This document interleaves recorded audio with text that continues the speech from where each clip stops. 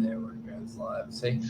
Billy, the kid, the biggest, keenest, youngest juggernaut in real estate. His questions coming up soon for you. You're going to love him.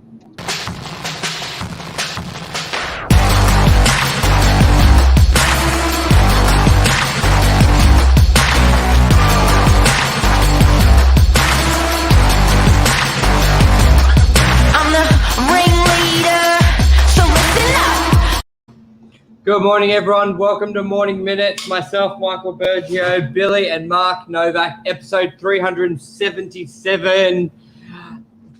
Questions from Billy to the pros. Fresh to real estate. Good morning, Billy. Good morning, Mark and Burge. Thanks for having me on the show. Very happy to be here.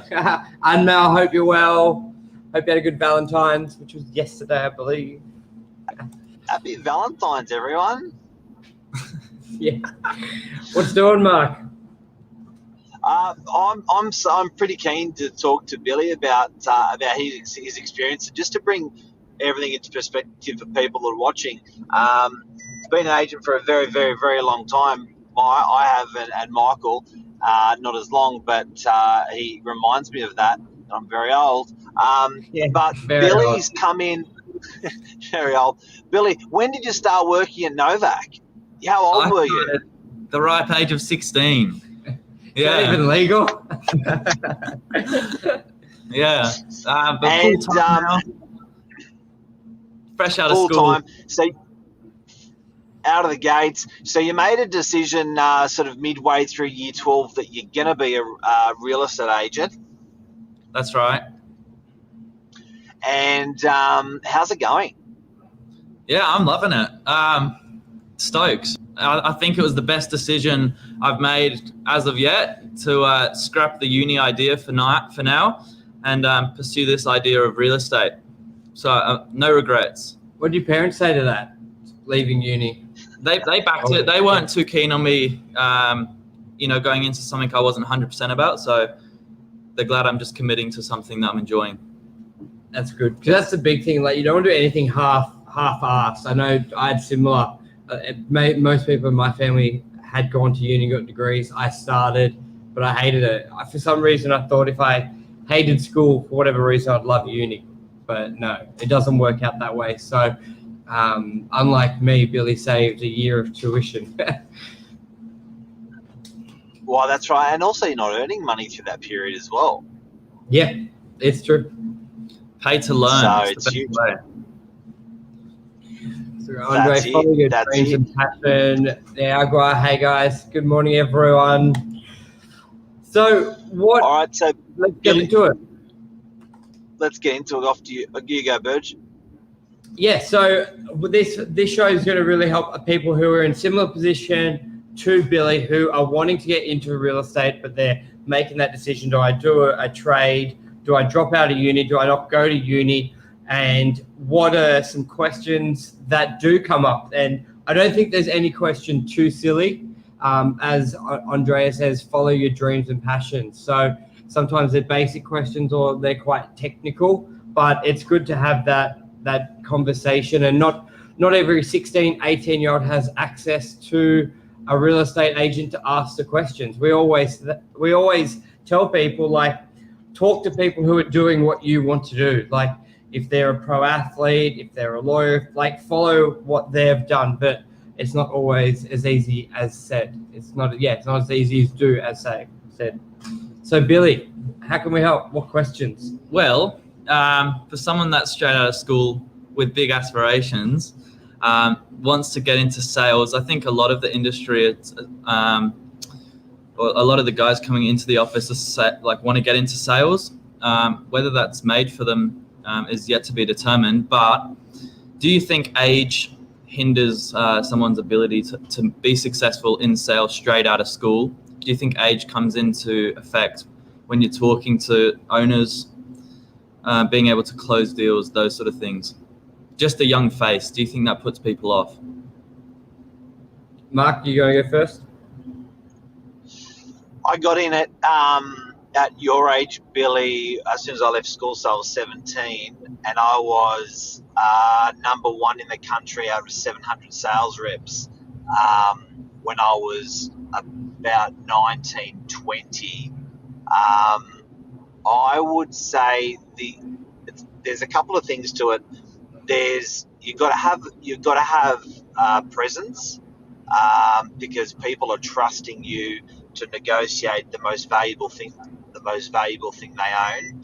They're trusting you to have experience, which doesn't mean years. It means technical experience, which you can learn. If you're a genius, you can learn how to play the bloody piano in a very short time just because you're a genius. So that doesn't mean you have to sit at the piano for 15 years.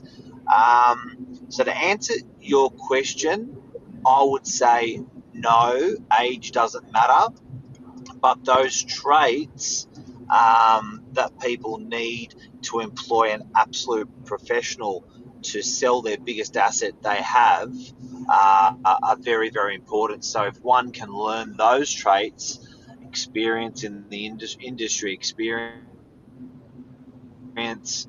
life experience, and be able to hold quite a really nice level-headed conversation with people all ages. There's no reason why you can't do that at 17, 18, 19, is my answer. Yeah, and I would agree. It's not necessarily the age, it's the experience and knowledge within the industry.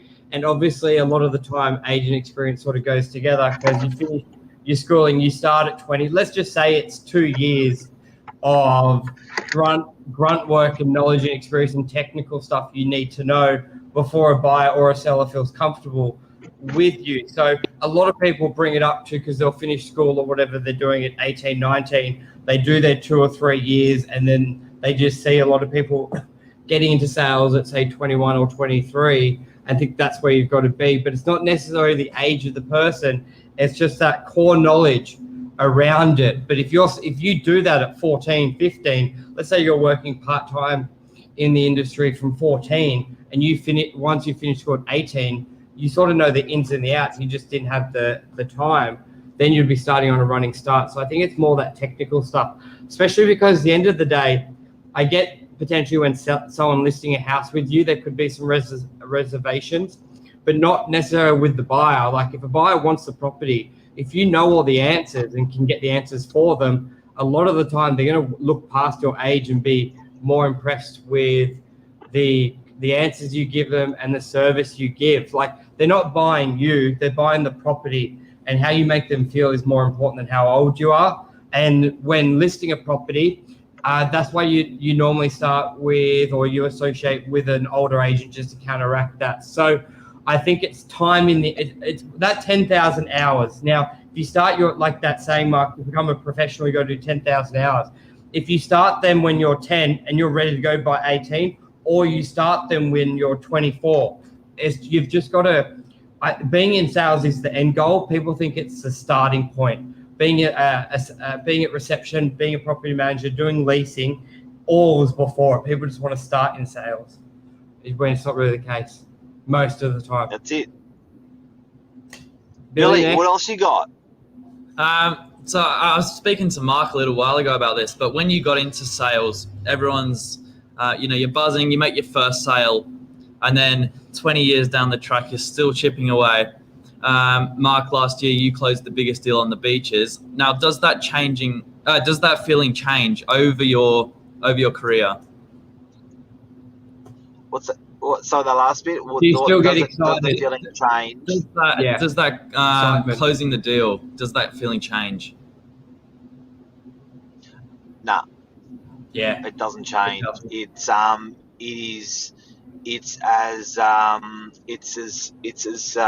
sweet, as difficult, as it's all the same. It's all, but it's, I think you do lose empathy when you're that transactional, which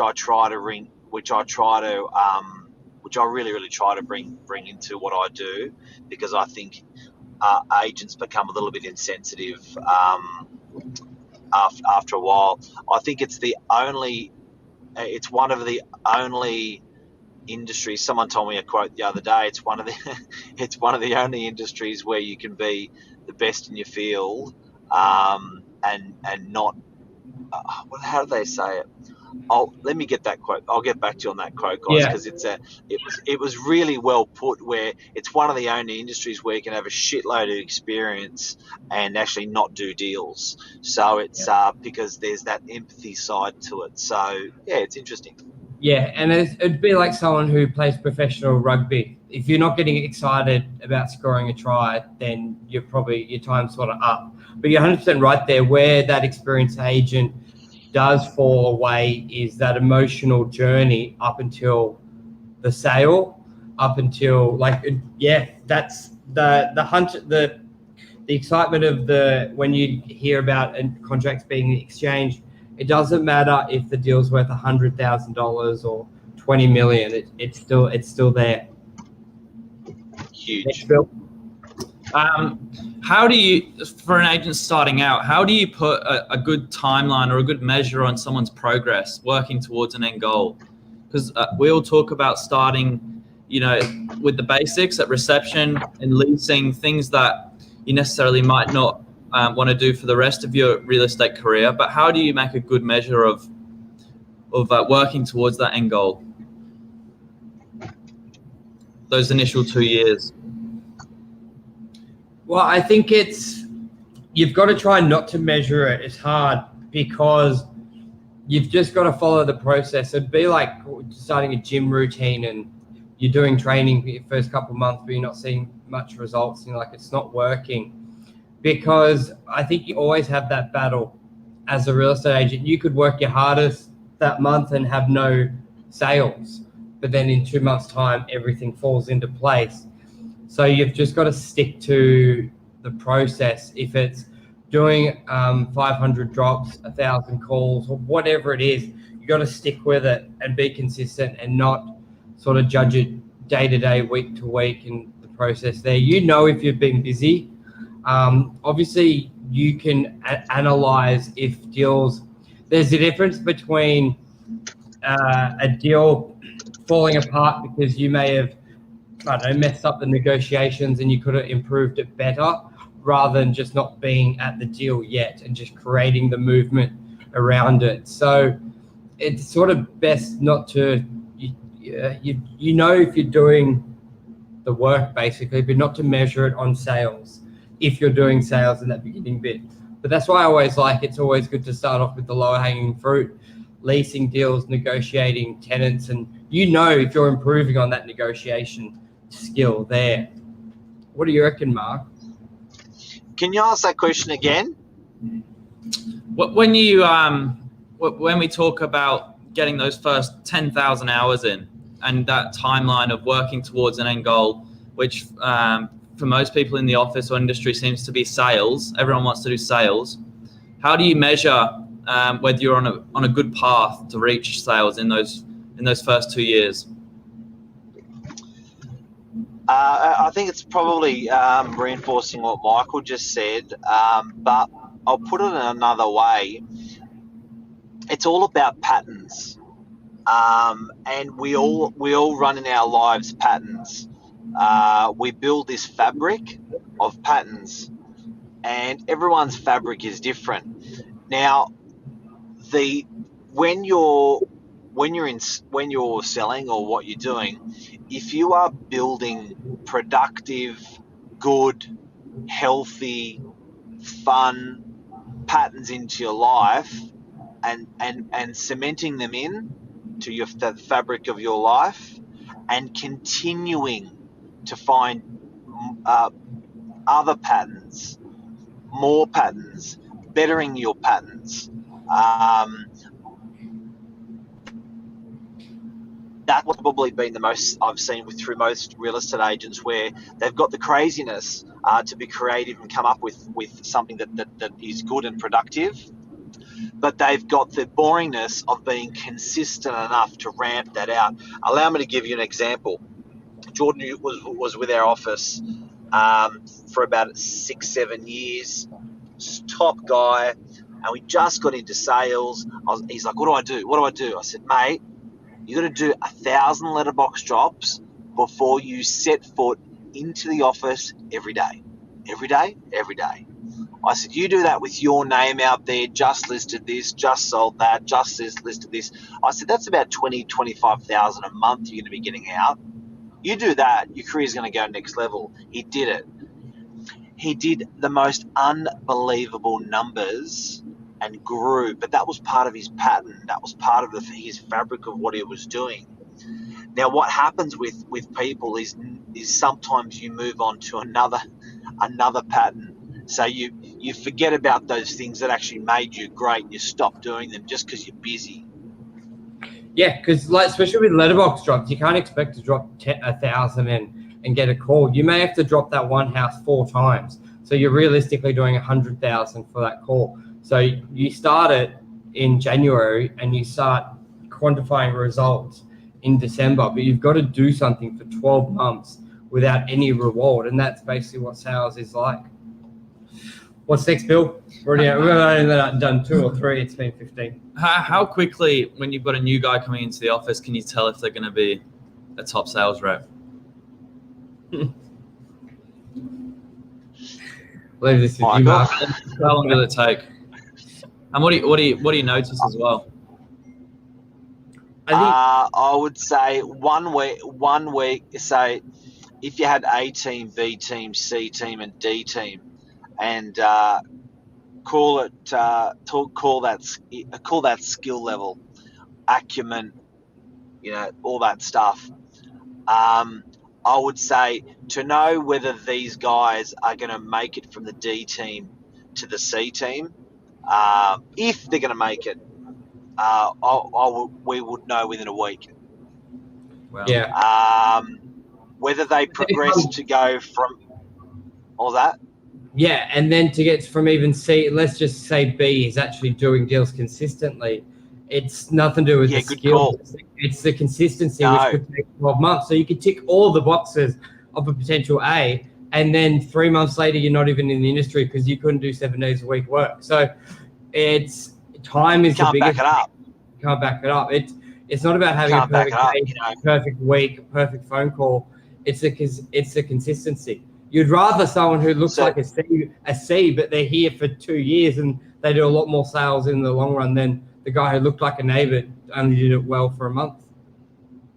Well, they may be. That's right. They may be super consistent, Mr. Consistent, but they may be a slow learner. And it'll just take longer, or it could be the opposite. So to run someone, to come in as a D skill level, to make it to a C skill level, I would say we would know during a month. So a week, you'd know whether they're staying. A month to get to a C, and I think probably 6 to 12 months to get to a B, and an A team member you would sort of identify within the first year or 2. Yeah, think of it like jiu-jitsu belts. You've got the technical side, but a big part of it is consistency over time. You could be the best white belt, but you don't get the blue belt because you're on 1 month, off 1 month, on. Like it doesn't work. Next question, Bill. Do a couple more. When you looking back on your career, you like this, Michael? Yes, not bad. Yeah, well, looking back on your career, if there's one thing that's made you more money than anything else, and you could tell that young 18-year-old at the start, what would it be? Michael? Yeah, marketing and consistency. Market yourself? Yeah, market yourself because no one else will. So you've got to put your own content out. You've got to find your own ways and find what you enjoy doing. That's the biggest thing. If you don't like it, there's certain things you've got to do just to get it up and running. You've got to get calls out. Some people don't like door knocking. I hated door knocking, so I never did it. Once I realized I didn't. But then you make up for it with letterbox drop, Bing letters, billboards, and phone calls. Like find the couple of things you like to do, and you've just got to be really consistent. And don't just take the in the box thinking. Like that's where the billboards came from as well, with off the back of Mark's advice. It was sort of the way I thought as well. Just because you don't have a property there, look at something different. So market yourself. Otherwise, no one's going to know you, especially your first little while marketing. And pay for it yourself. Put it on a credit Invest card. in Think, yourself. I always thought of this, and it's when you look at the amount of money an agent can earn, and you look at, say, someone who opens up a coffee shop, someone who opens up a coffee shop goes into 50 grand debt, 100 grand debt before they make a dollar. In real estate, you're starting off on a clean slate. Actually, you're getting paid. Actually, your employer's negative because of you. And put money in your own pocket. Go get a credit card. Go get a loan. It's a lot cheaper than opening up a business, and go market yourself. But that would be the biggest thing. And the thing is, no one will do it. If Mark, think about starting day one, go getting it. Like, people will start their own business and get a personal loan of 20, 30 grand. Yeah, mate, I'm completely with you. It's like a great way to look at it. Imagine being new in the industry and you get 30 grand behind you. You've only got to pay off maybe $200 a week. Like, your wage especially will start it, but you're backing yourself. And if you can't do that for yourself, who would list their property with you? Who would employ you? And I know I did it. Mark, you, me personally, but you only sort of, like, we did it together. If you saw me investing in me, you would invest in results. Like, I think any agent is very ignorant to think an employer is just going to be like, here's everything. Put your money where the mouth is. Clients will know as well. It just doesn't happen. And now, if anyone's got any questions, throw them at us. Tony said, thank you for sharing, Michael, Mark, sharing your wealth of experience. Certainly learned a few things from Bill, asking the right questions. And Nagawi says, yes, thanks for your time and sharing the information. If you've got any questions for Billy or us, ask them right now. We are a live show. Billy, any other questions, or did you want me to answer that previous question, or have you got any more questions? No, I think you've covered it. Was that an invitation to get back on for next time, Mark? If there's some questions. Good. Mark is Billy's going into the kill live on a live show. Mate, we'd love to have you back. We're going to see. We'll ask the audience. It doesn't matter what we think. You'll ask the audience by request if they want Billy back. Billy's coming back. Yeah, mate, you did a great job. You did a great job with the questions. Billy's going to get all his mates to go on and ask Billy. yeah. Bring Billy back. Bring Billy back. But, right, mate, thank you very, very much. Thank you. Quick one. Well, here's one. What about quick one, entering the industry mature age? Lisa Novak's a perfect example. Mature age. Hey, Lisa I love that. Yeah. How do you got a question? How do you get into the real estate industry as a new beginner? Perfect. There's Tony, quick one. Yeah, so that was Tony. Yeah, right. Well, we can answer them on another show. We'll go through them tomorrow. Let's go through some of those tomorrow. We may need to bring Billy back by the sounds of it. By some of these, even more of these questions that have been generated. But guys, have a great day. It is Monday. It is going to be a beautiful week. Enjoy, and we'll speak soon. And I'm just going to hit the outro. See you guys. See ya. Thank you. Thanks, Billy. Cheers, Mark.